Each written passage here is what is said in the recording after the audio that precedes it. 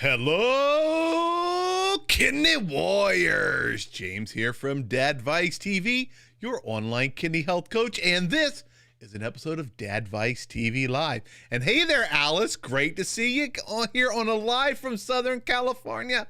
Here in Cincinnati, it is, oh my goodness, 90 or 91 degrees, warm and hot. Woo! I do miss those nice Southern California breezes off the ocean to keep you cool. All right, everybody.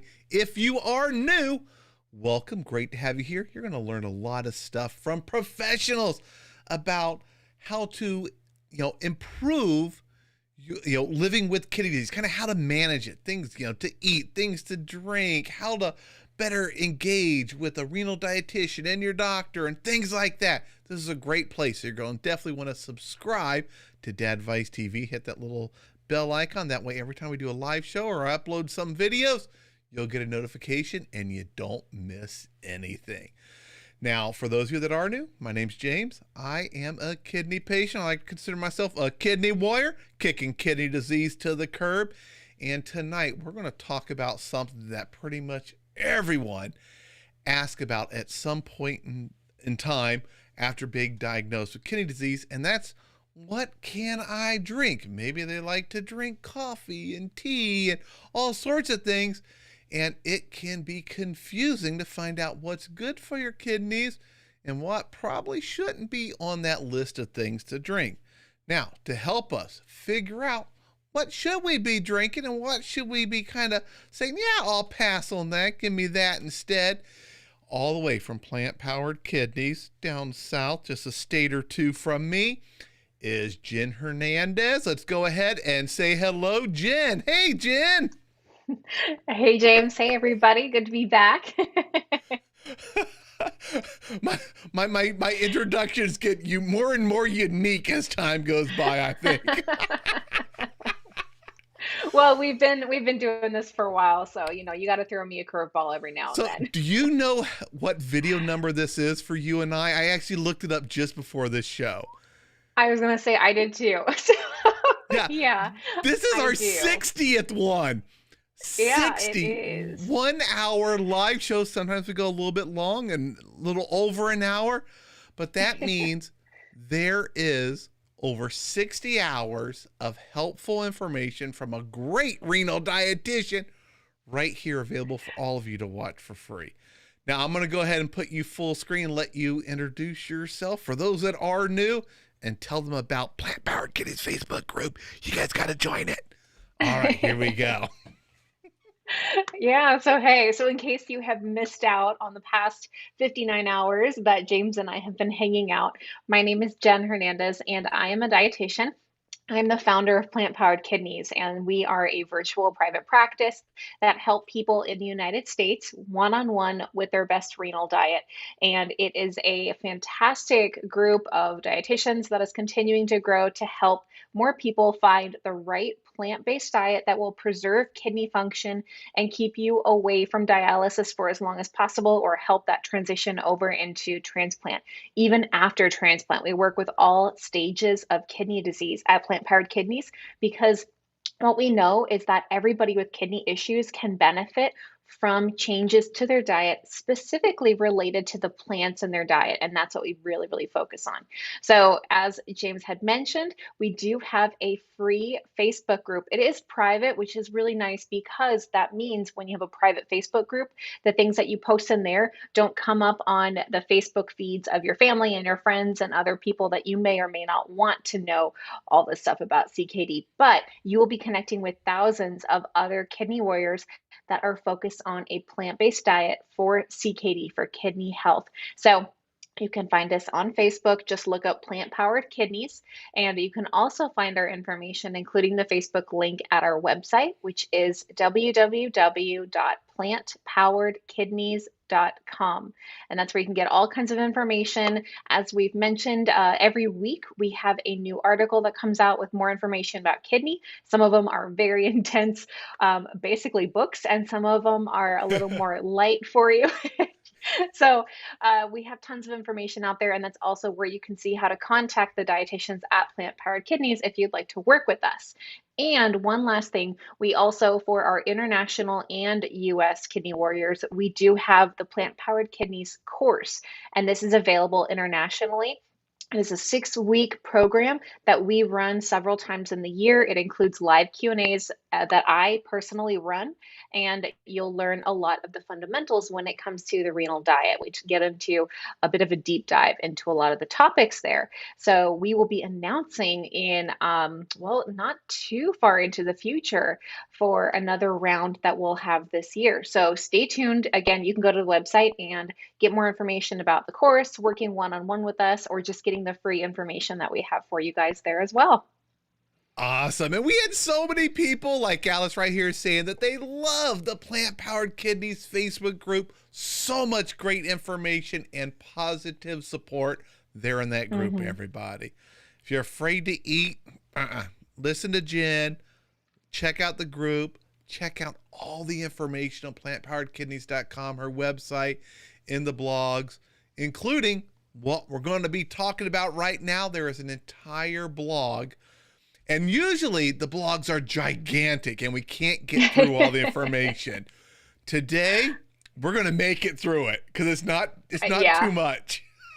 Yeah, I think so. I think this is going to be a great one to answer a lot of questions from people. We can get into some of the specifics in these different areas, but everybody keep in mind that everybody's different. All diets are different. So we won't be able to tell you if you personally can have something or not. That's going to be based off of your own health and your healthcare team giving you that green light. But that's where working privately with the dietitian will erase all of those question marks because they can look at your information and tell you exactly what is going to work best for you. So here we're going to give some ideas and thoughts, some general guidelines, so to say, about things that you can drink.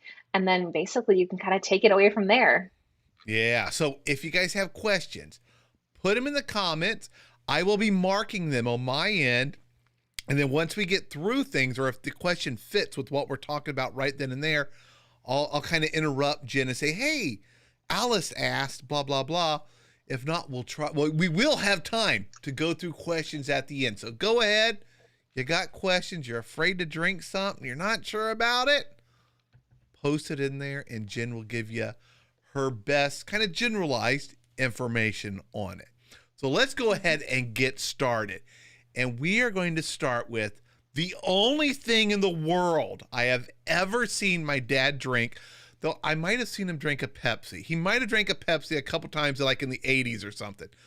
But all my dad drinks all day long, even right before bed, is coffee. How is coffee for kidney disease? Because if his kidneys got shot, I don't know what my dad would do if he was told he could not drink coffee. Right? I think there's a lot of people out there that can relate to that. Coffee can very often be a make or break thing for the start of the day. And I mean, myself including, I've got to have coffee in the morning. Otherwise, I'm not going to be a happy camper. And if you guys see me on my Facebook Live, sometimes I'll be like, well, I'm on cup number 2 because coffee is important. But the good thing that you should know about coffee with kidney issues is that coffee can be a part of your drink menu for the renal diet. There has been evidence to show that in moderation, and that's going to be a big, unfortunately overused term for a lot of things with not only diet in general, but with the renal diet. But in moderation, coffee is something that you can include. It has great antioxidants, and we're talking about just basic black coffee. That's the baseline for what is something to be included in the diet. It has antioxidants, and research has shown that there are benefits to having some coffee in your diet. And these are things like lowering the risk for cardiovascular disease, lowering the risk for death, having a longer life, having improved blood sugars, things like that. But what many people get kind of tangled up in is all the stuff we put into the coffee. And that's where you want to be really careful is coffee creamers, which we actually did. I don't know what episode it was, but I know we did an entire episode Yep, all about all coffee. about coffee. Yeah, and we talked about all the different details, the benefits, the risks, how much you should be having, all that kind of stuff, including the kinds of creamers and kinds of milks, things like that, to add to your coffee to keep it more kidney friendly. So there's a plenty of details in there, but in this overview for tonight, I'm saying yes, coffee is definitely something that can be included in a renal diet. The amount is going to be individualized because, for one, it does have caffeine in it, and caffeine is a stimulant. So it can increase your blood pressure, it can increase your heart rate. It's not going to be something that you want to have too much of. But in general, about 400 milligrams of caffeine a day is considered safe. And that's about 3 to 4 cups of coffee, depending on how strong you brew it. Awesome. And someone asked, how the heck can my dad sleep at night drinking coffee? And my mom chimed in. She says, he can't sleep without his coffee.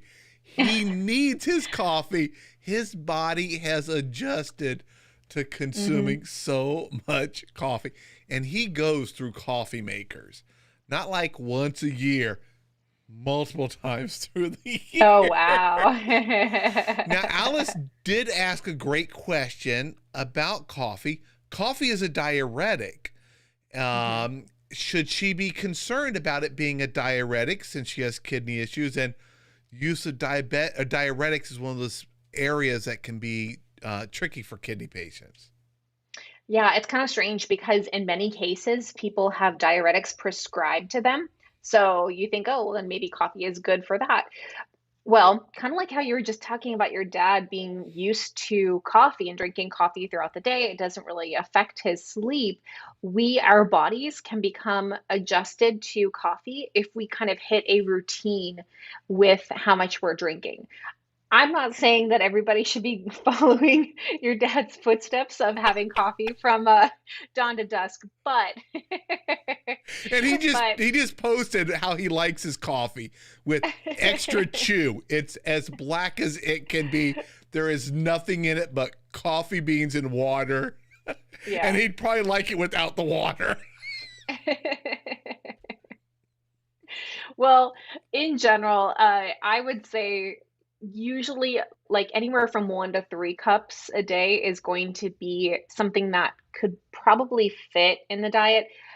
There are great benefits. It's not necessarily something to bring into your diet if you're not drinking it already, because your body will probably have a stronger effect with the caffeine and the diuretic effects.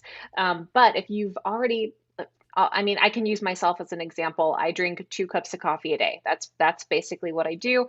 If I have more than that, it's just not really anything for me.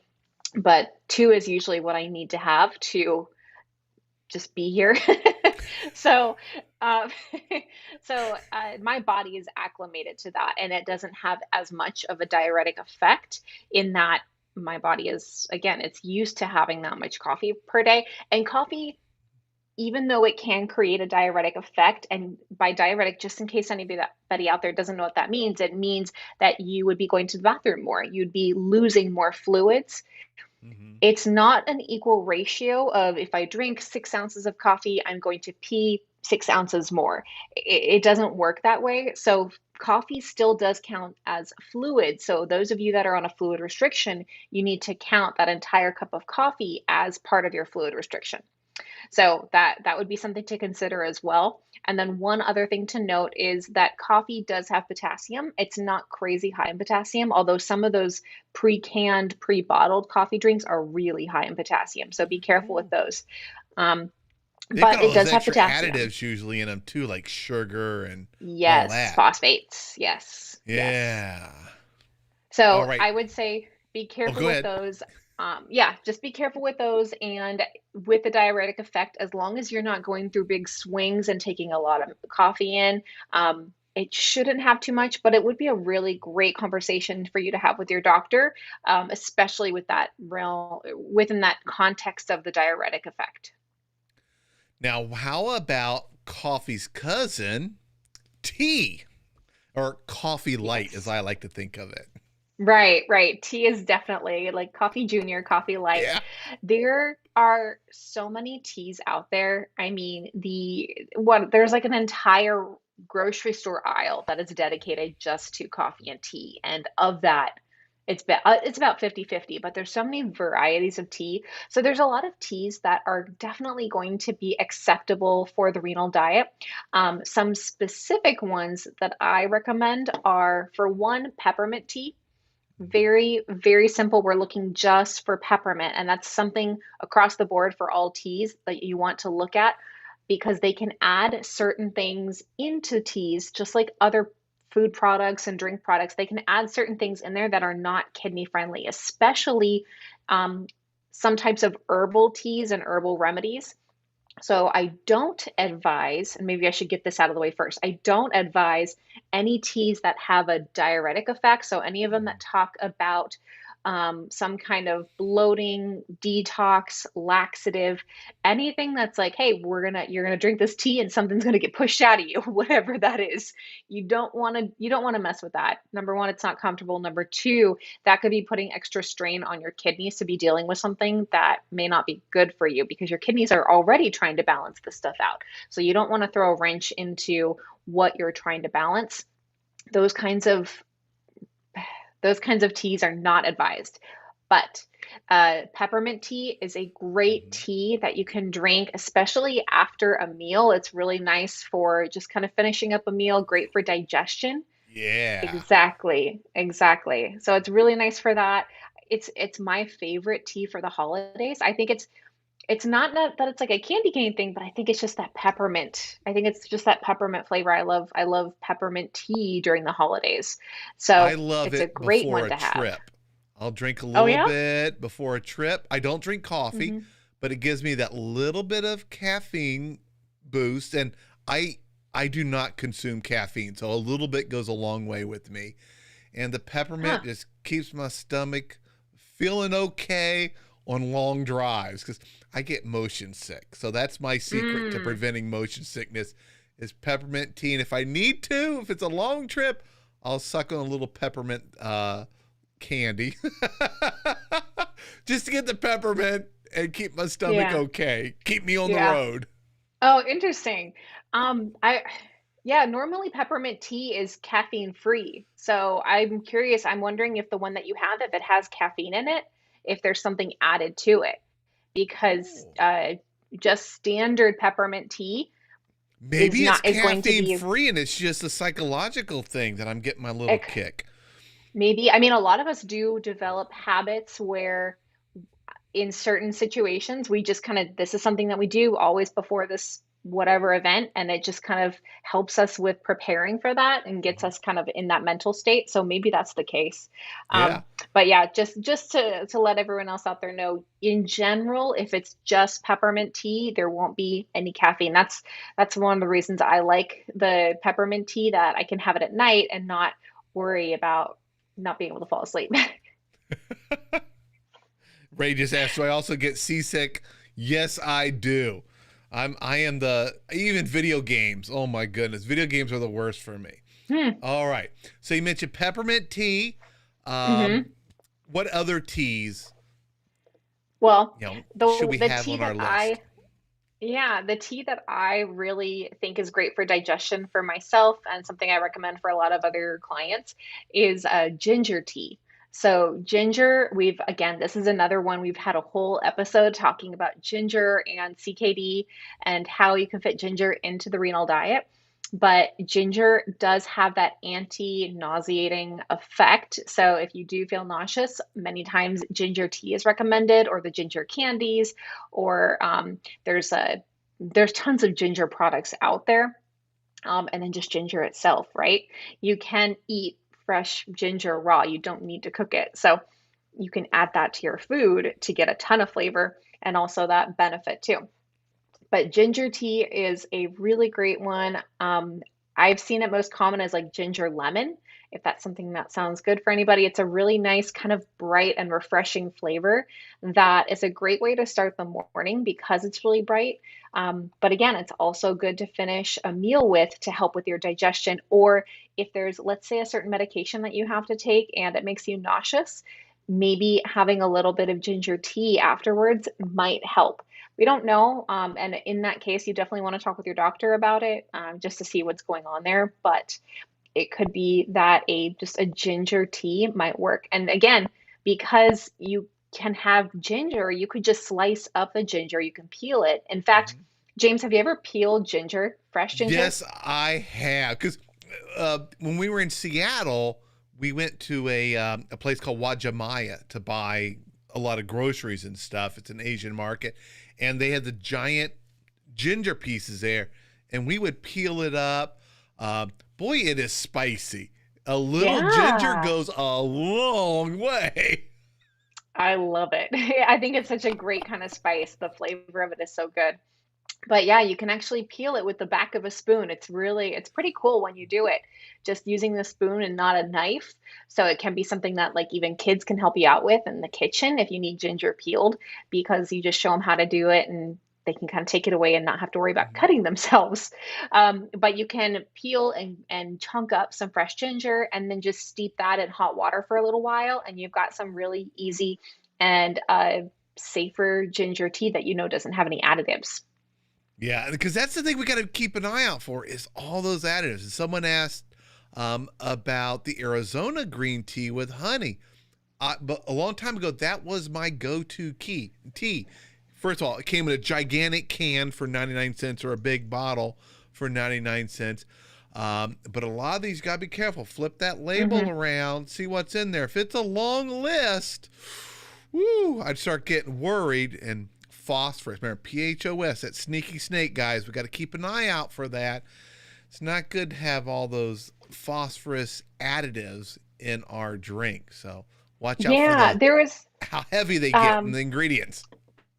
there was actually one, and I'm trying to check on their website right now, but it's being slow for me.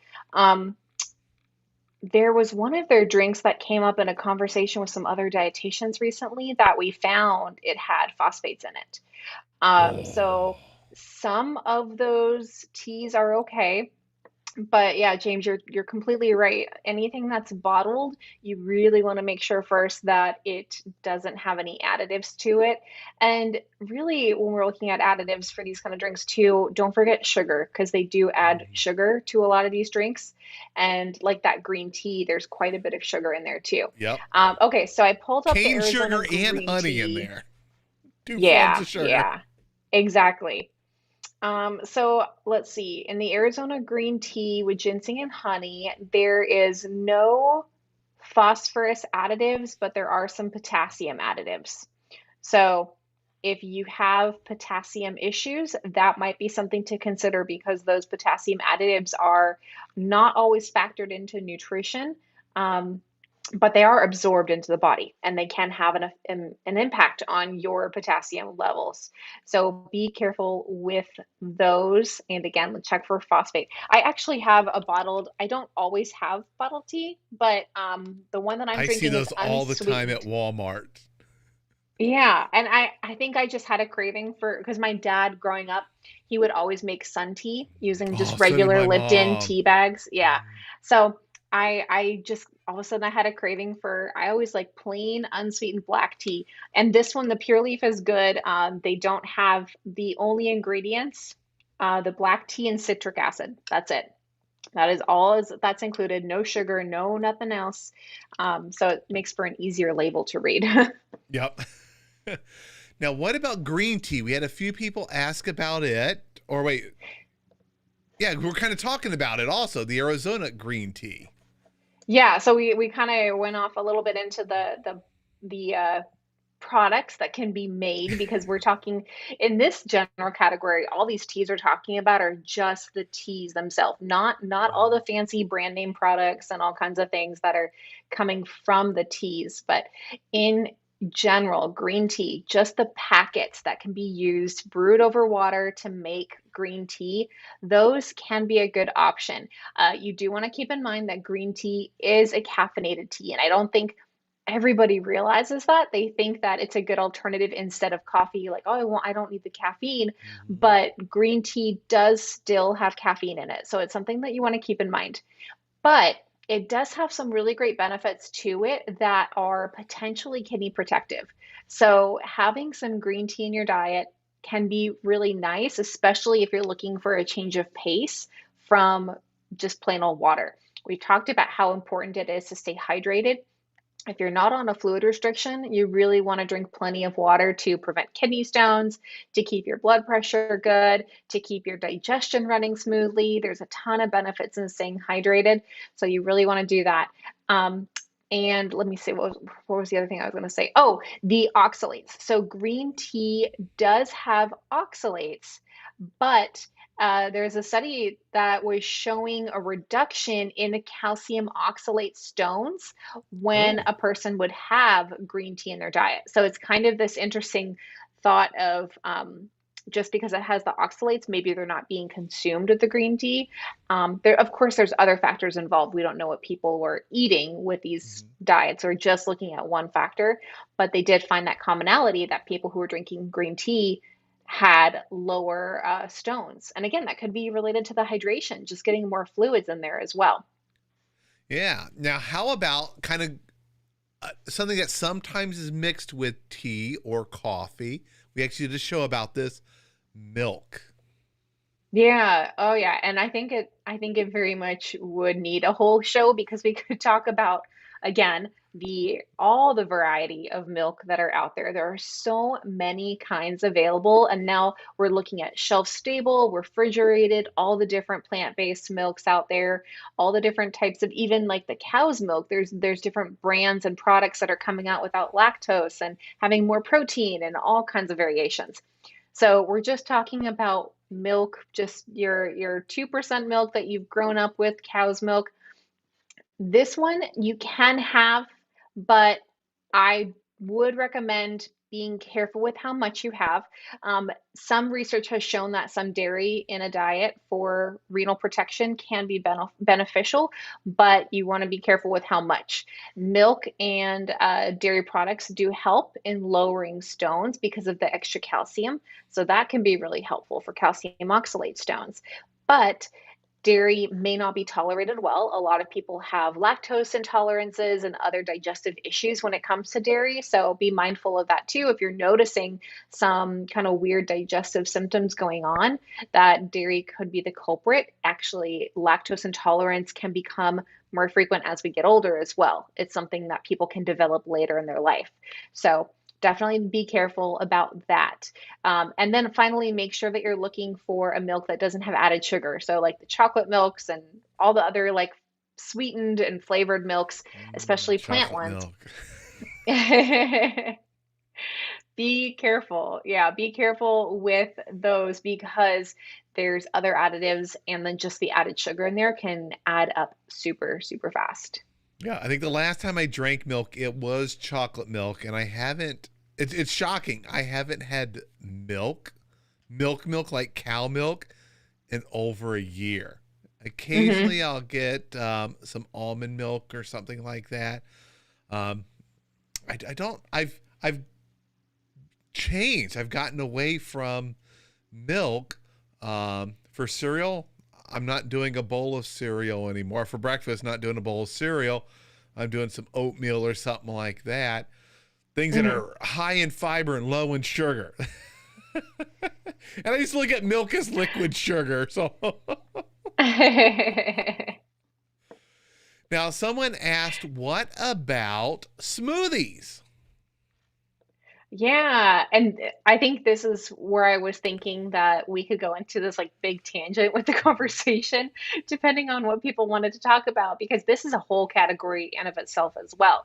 So smoothies can be a really, really good thing to include in the renal diet for several reasons. One of which we've talked about it before, where a lot of people who are worried about getting too much in their diet of potassium or phosphorus, or whatever the case is. They're restricting too much, they're not eating enough, and they're losing weight that they don't want to be losing.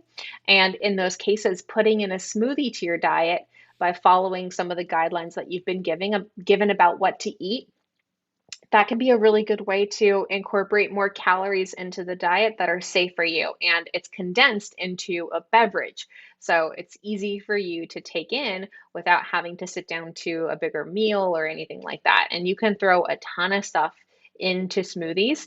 to make them higher calorie, to make them more nutrient dense, but you can still keep them lower on the protein side. And in most cases, phosphorus is not going to be an issue, especially if you're looking for whole food and you're not including anything that has the phosphate additives. So phosphorus isn't really a concern, not to me at least, when it comes to smoothies. And you have kind of a simple smoothie recipe in the blog. I'm going to bring it up on the screen. I love doing this. Whoop, there we go. Make it a little wider. Fill out the screen. There you go. Yeah, this is super easy. It's very, very easy. And the beauty of it is that you can choose what you want to add to it. So when I say liquid of choice, you pick out the milk that fits your diet, that fits your need, or maybe you want to do water, or maybe you want to do juice, or whatever it is that you want to do. You pick that liquid and then you add a cup of frozen fruit. And again, if you need to follow lower potassium, choose some low potassium fruits like some berries. If you want to do high potassium, maybe do some banana and some mango. And then I love throwing in the greens just for some added nutrients I think it's another excuse for me to just get some more greens into the diet because greens are so good for us and we don't get enough. So throwing in that handful of greens, and then to give it some healthy fats, a little bit of plant protein, putting in some nut butter or some seeds, like in the picture I have here are chia seeds. So putting this all together, blending up real quick, you've got yourself a nice, satisfying smoothie drink. Yeah, and I love that you have the cherries up there. Oh, I'm always looking for Oh my ways to gosh. consume cherries.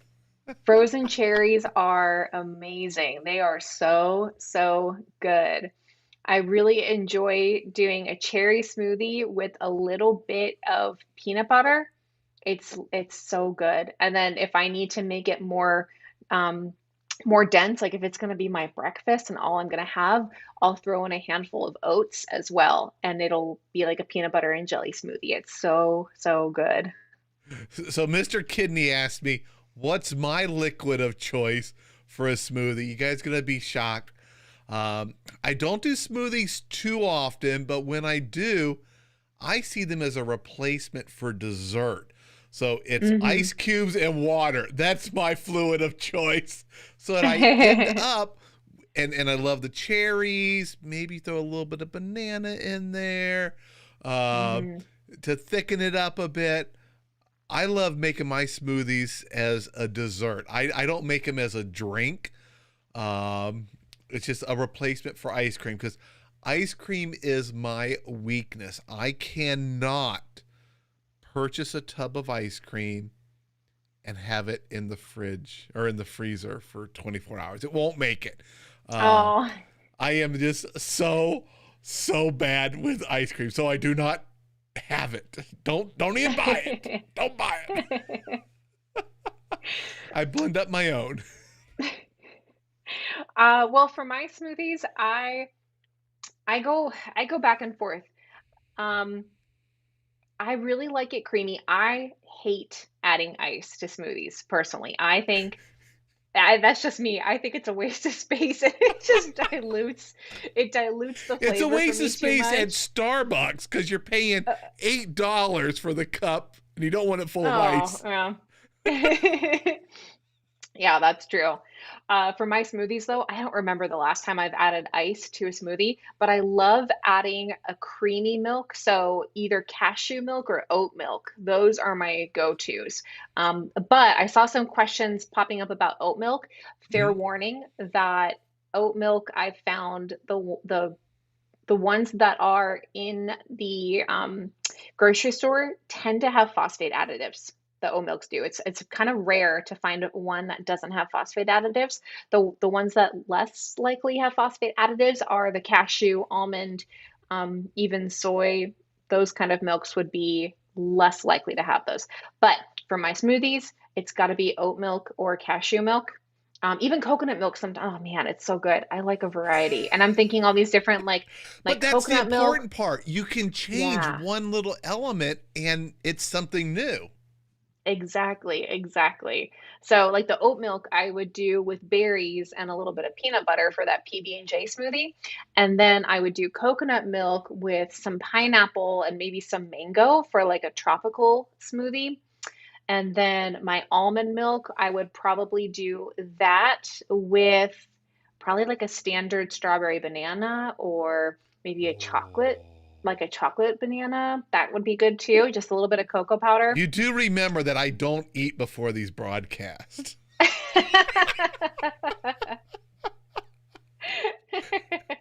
I gotta I know, change that. I gotta at least eat a small meal before a we do these. snack.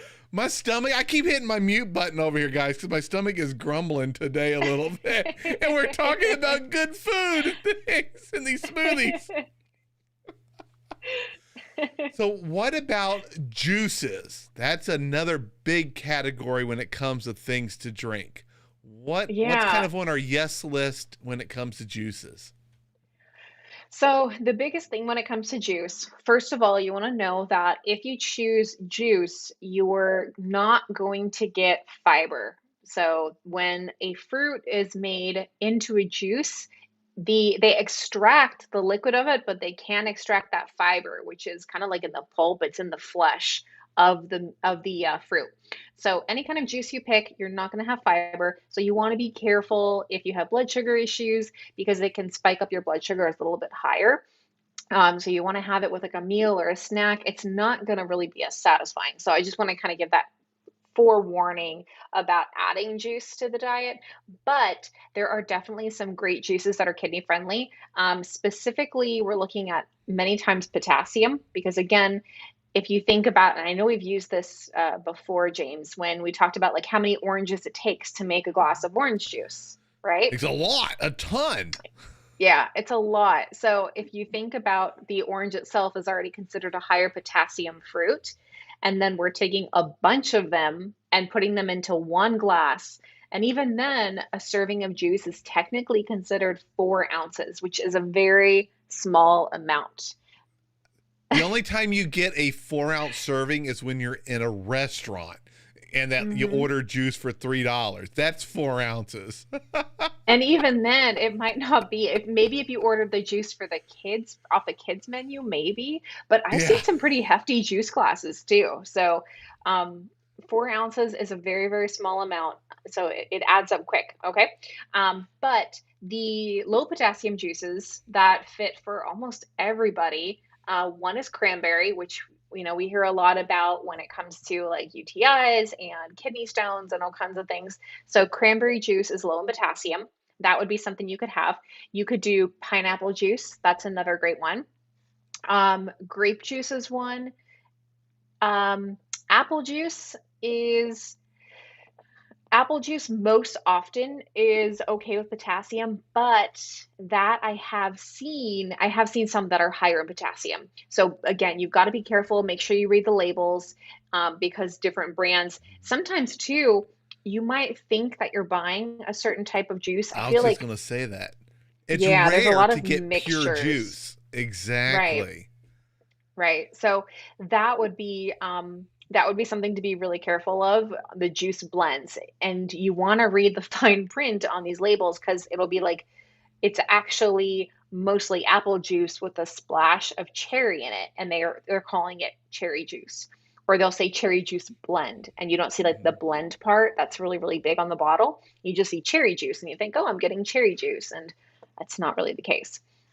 Um, Grapefruit juice is another one that's a possibility, but grapefruit does interact with a lot of medications. So you want to be sure that you clear with your doctor that you can have grapefruit in your diet. It affects a lot of medications, including statins, hypertensive medications, which are very common for people with kidney disease to be on. So you want to run it by your doctor and just make sure you're not taking something because what can happen is the grapefruit can either prevent the medication from working or it can amplify the medication's effect. It can kind of go one of two ways. So you definitely want to verify with your doctor if it's okay if you have grapefruit, or sometimes you can even check the side of your pill bottle. It might say on the side, like to avoid grapefruit because it's very, very common. It's a very common food to avoid. Yep, I've So seen that just on be some of careful with those that. labels, right under Yeah. the don't drive or use heavy equipment on some of them. Yeah, exactly. And then there's other juices. So we talked about the low potassium, then there's high potassium. So for many of you out there, you might not have a potassium restriction, or you might be told to have more potassium in your diet because That was everybody's me. different. Yep. Exactly. Everybody's different. So just because you have CKD doesn't mean you have a potassium restriction. You have to be directed from your own healthcare team about your potassium needs. So, if you need more potassium, some of the higher potassium drinks that you can have are, well, celery juice. That was a big trend. I feel like not too long ago, people were wondering about Yeah. celery juice. It's high in potassium. Um, Tomato juice, of course, is high. A lot of the vegetable juices are. Carrot juice is even high. And I don't feel like it's that popular, but a lot of those fruit and veggie mix beverages that you'll see in the grocery store, a lot of them will use carrot as part of the big juice component. So there's carrot, pomegranate juice, which is kind of similar to cranberry, but it's on the high potassium side of things, and cherry juice, which cherry juice has been shown to be pretty helpful. We talked about cherries with Hmm. gout, and we talked about, I know cherries are good for recovery, for muscles, even for sleep. So those are some good options there. Yeah, I love cherry juice. All right, how about sparkling water? Yeah, this is another one that can be good. You can definitely fit into your diet, but you've got to check the labels. And this is something that, even as I was getting ready to talk about this and doing more research into different kinds, I was kind of second guessing, like, oh my gosh, wait a minute, is this one okay? And what about this one? And there are some that are deceiving in that they're not going to be the best option. But if you're looking at water that is just sparkling water, and they might advertise as giving or as including like a essence or the flavors, natural flavors of fruit, because like bubbly, that's one of my favorite ones. I think I have the, what do I have right now? I have lime and mango in my fridge right now because sometimes it's just kind of a good thing to have. I would see So them bubbly is often at good. the kidney walks. They'd have a little booth and coupons for free samples. Oh, that's great. Yeah, so they're good. I like that. I like that brand. Another one that works is La Croix, which is a French sparkling water company. They have a ton of very unique flavors too. Very unique's the right Spindrift. word. I was going to say, there's a number of their flavors I've tried, and they're not for me. Yeah, yeah. Some of them are kind of hit or miss. I think the one I tried was like cucumber blackberry, and I was like, I don't know about this one. I like cucumber water, like cucumber spa water, Hmm. but the cucumber and the blackberry and the sparkling was a bit much for me. But it must be good for a lot of other people because they're still selling it, so it Yep. works. Um, some other brands of sparkling water that do work are Spindrift. That's another one that just does sparkling water, carbonated water with a little bit of the flavor from fruit. Waterloo, which I believe they're at Target. San Pellegrino, that's a very common one, and Perrier, another French sparkling water one. The kinds that you want to watch out for, there are some that I have found that have phosphorus additives, and it's not, again, this is kind of a sneaky thing. Every single, it's not across every single product that they have. It could be in like one certain flavor or one certain type, but you want to be careful with these other kinds of waters. So there is Clear American and Sparkling Ice, which I was digging around in Sparkling Ice for a while because they have a ton of flavors too. Um, the flavored waters that are Propel and Aquafina, those also have phosphate additives, so you want to be careful with those as well. But in general, you want to be sure to check the label of whatever it is you're picking because I know we've brought it up here before, you guys, like they can change the ingredients at Hmm. any point in time and not say a peep about it. So if you find something that's good, that's fantastic. Don't assume it's just always going to stay that way. But if you find something that's not good, don't assume that it's always going to stay that way either. So if there's something that you're kind of curious about, just keep checking and keep an eye out on it because they might make changes to it as they're continuing to develop their product. Now, everything we've talked about so far are what I call, or what I personally would consider the specialty drinks. Hmm. They're not the first thing I go to. My go-to is pure water. Though you guys, some of you I know you're looking like, James, pure water is clear. That's not clear. Yes, there is some raspberries blended into this one right here. But what are your thoughts on pure water? Good old H2O. Yes. Yes, water is definitely the number one thing that you should be including in your drink menu of what you want to have. I know a lot of people will say that they don't like the taste of their water, but there's things that you can do. Just like you showed, James, you can change the flavor of the water. You can infuse it with different fruits and herbs. Sometimes, maybe even a change of your water filter in your house that can make a difference, or using something like a Brita pitcher. We've used both of those here, and that makes I think a significant difference. But maybe it's just me. But And I think temperature plays a big role for me. yes. I keep my water very cold. I can drink it all day long cold. If it's room Hmm. temperature, even with the flavoring, I don't like it.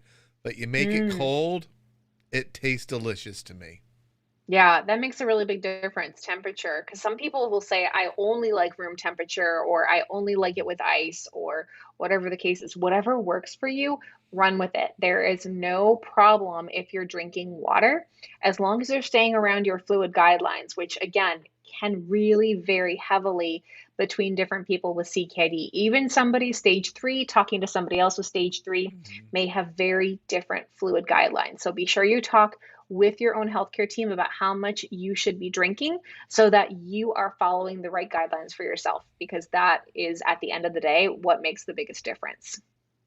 And from my experience, and I'll get your input on this, my tap water is good enough. It's filtered. I also have an under counter double filter that it goes through. I did disconnect my water softener from my kitchen tap. It used to go through that, but it was adding sodium to my water. With as much as I drink, it mattered how much sodium. Um, Hmm. is bottled water any better in your opinion than good old healthy tap water? I know some places don't have healthy tap water, but what's your thoughts on Um, paying more for a bottle of it? I don't think there's going to be a very significant difference. It depends on, like you said, it depends on what your tap water consists of, which you can get a water analysis from your local water company to tell you what the mineral components are of your own tap water. So you can see what is actually in your water. But in most cases, getting bottled water is not going to be any beneficial. The only way I would say it would be beneficial if you have, and you is in whoever's out there watching saying, I can only drink bottled water. If that's the only way you like to drink water, I'd rather you do that than not have it at all, or look at alternatives, because it's really, really important to stay hydrated. So if that's your thing, then go for it. But it's not going to be anything spectacular. And I think I saw somebody ask about alkaline water, and there's Yes. really no evidence that alkaline water does anything.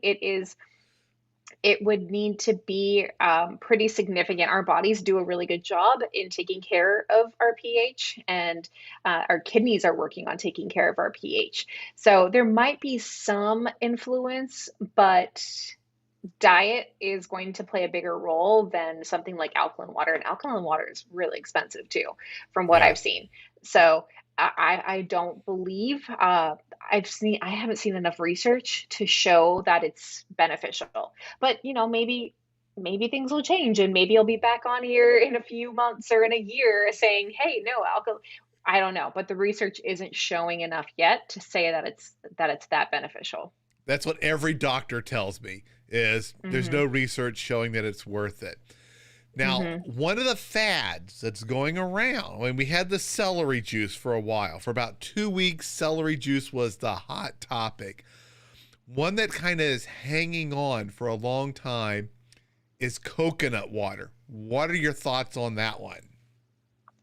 Well, coconut water could be a good addition when we're talking about this like kind of group of different waters to have, but it is very high in potassium. I had a patient of mine who was on dialysis and she went from peritoneal to hemodialysis. And she told me when she made the switch over, she's like, I have all these cases of coconut water in my house because I had to have so much potassium on PD. And then in hemo, she didn't need as much.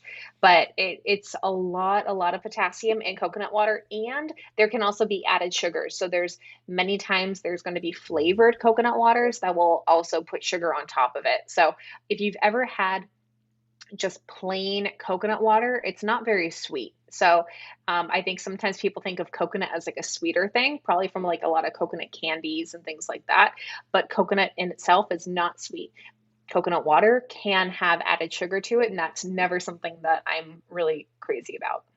Yeah. So we made it through the entire blog, and We we did answered it. we answered a few questions along the way, and we have extra time for more questions.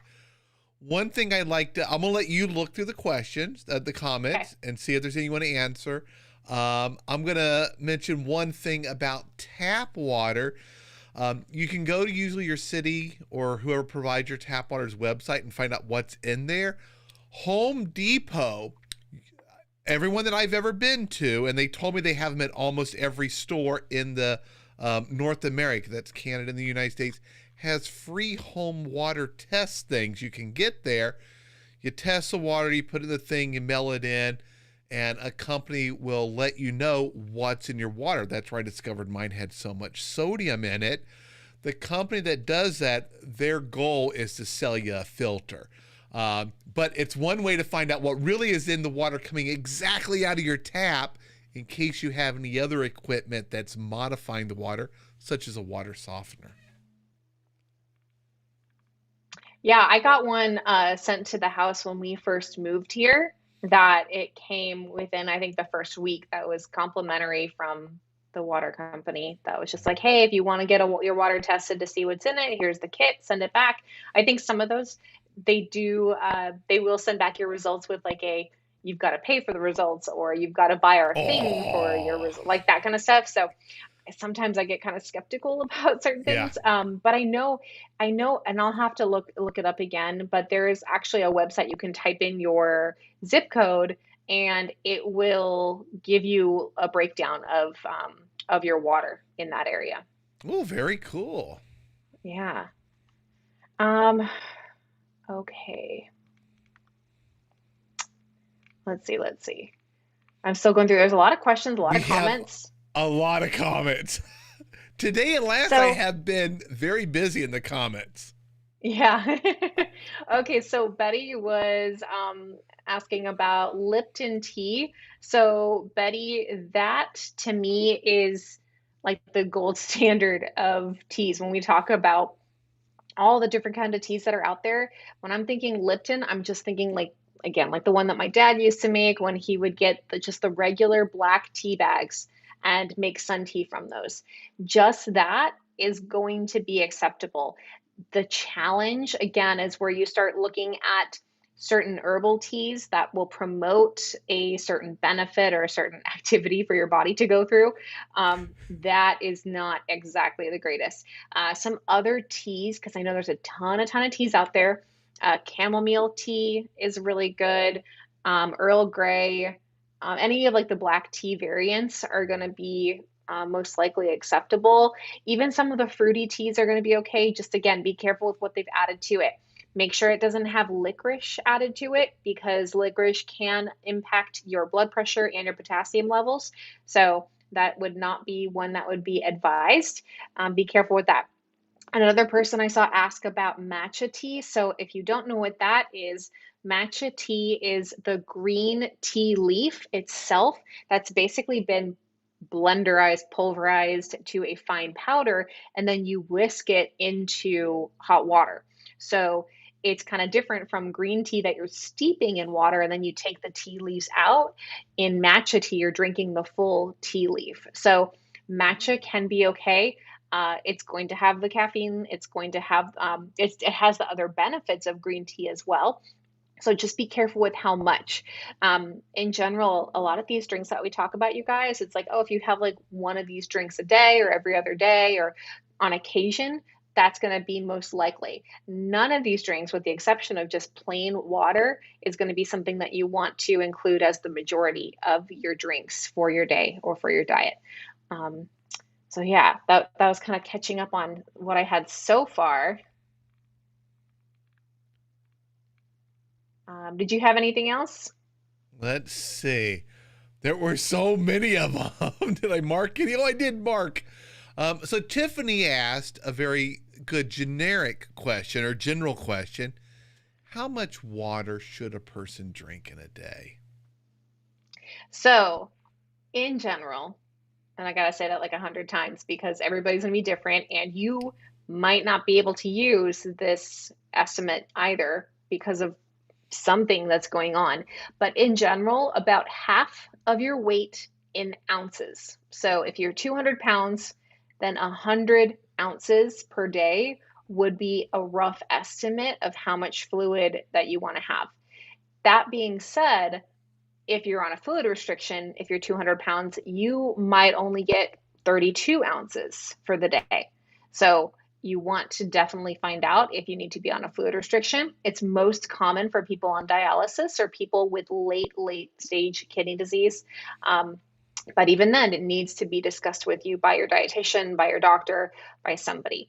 Otherwise, you should be drinking plenty of water. So, in general, about half your weight in ounces. And another thing I like to encourage as well with a lot of my clients is to make sure that you're drinking a good amount of that fluid in the beginning of your day. So, starting with when you wake up, you've been sleeping or down for the count for 8-ish hours, not drinking anything. So, when you wake up, your body is ready for water whether you know it or not. So start with some water in your day. Make sure you're getting more of your water in that first half of the day so that you don't get into the night thinking you've got to drink a ton of water and then it's going to keep you up running to the bathroom every few hours because that can be really hard as well on your body. Sleep is so Oh, important yes. for kidney health. Very important. Now, Kelly asked a great question. What about root beer? Now, he actually said diet root beer, but root beer is one of those sodas where there's a little bit of leeway compared to other dark sodas. Yeah, I actually just posted about this on social media on Facebook and Instagram the other day because just the other day was National Root Beer Day. Ooh, So I was talking about how to have a kidney-friendly root beer float. So root beer can be acceptable for many people because in many cases it doesn't have phosphate additives. Some of them do. A&W, I believe, is one that is acceptable that doesn't have phosphate additives. There was one that was like, I can't remember the name of the brand though. It was the kind that it comes in the glass bottle, kind of like the old timey, just oh, old fashioned IBC. bottles. Is that, yeah, that's probably it. Yeah. Oh, I I used to think they love do IBC have root phosphate beer. additives. Yeah. And you got to be careful. There's one of the ones, I think it's Bart's or Barks, however it's pronounced. You got to Hmm. read the label. Some do not have phosphorus, some do. And I don't know if Exactly. it's the cream soda, the diet, or what. You got to just read those labels. Hmm. Yep, exactly. You've got to check all the labels, and that's why we can't really always say none of this and none of that because we don't there's so many food products, there's so many companies out there that it's very likely that you can find a way to fit something in. I wouldn't say something like root beer or any sodas. There actually are quite a few kidney friendly sodas out there. I don't include, and I didn't include them in the talk for tonight because it's not something that I would encourage to have on a more routine basis Mhm. because of the added sodas. Now, with the diet, there's the artificial sugars, which can present some other issues. So I would say whatever kind of soda you're choosing, maybe try just keeping it limited, even cutting it down a little bit to see how your body does without it. James, just like you were talking about how you haven't had cow's milk in over a year, Mhm. that our bodies can acclimate to what we choose for it. And once we eliminate something that isn't really doing much of any good for us, it's pretty easy for us to just be like, oh, yeah, I don't need that anymore. And I have Oh, so yeah. many of my clients that have experienced so many of these things in just, they kind of just cut something back and they're like, oh, yeah, I don't really, this isn't really doing anything. And I don't miss it either. I'll tell you, before kidney disease, I could have never imagined giving up Dr. Pepper. I would buy a 2 liter and I would drink the 2 liter with the meal. Not like Mhm. throughout the day. I would just drink right from the 2 liter. I stopped it immediately. I took a sip of some 7 Up maybe a week ago for my kids. They had some 7 Up. It was too bubbly for me. It was just like Yeah. unbelievable. And Dr. Pepper is even more bubbly than 7 Up. I've gotten used to not drinking it. My go-to is water. When I'm on the road and I'm traveling, I'll buy bottled water because it's easy to run into a gas station and get some. But Hmm. I am a water person when it comes to something to drink. It is so rare to even have a tea. Maybe once a year, I'll have a little bit of Yeah. tea now with COVID. When I traveled, I would drink it more often because it was good for my tummy. Yeah. All right, well, we are now past the top of the hour. Great questions, everybody. Now, everything we discussed is in the blog on plantpoweredkidneys.com, and you can post comments there, and Jen will see those, and you might even get an answer or response from her if you're posting in there. Her and her team love it when you guys are responding with questions or comments on the blogs. And if you have a question, chances are somebody else has that same question, and it helps Jen know, hey, here's a topic that people might want to hear about. Let me do some research, make a new blog about that, and then we come on here and we talk about it with everybody. All right, Exactly. Jen. Thank you so much. It has been a great evening. This is my last show of the week. I will be back next Tuesday with Jen. We're going to talk about anemia next week. Oh, Yes. yes. Yes. Getting rid. That was the worst part of kidney disease for me was anemia. I was so happy, so thankful when I got it under control and got my energy back. All right, everybody. Thank you so much. We will see you next week in the next video. Bye, everyone. Oh, hold on. I forgot to hit the button. Here goes the button, everybody. Bye.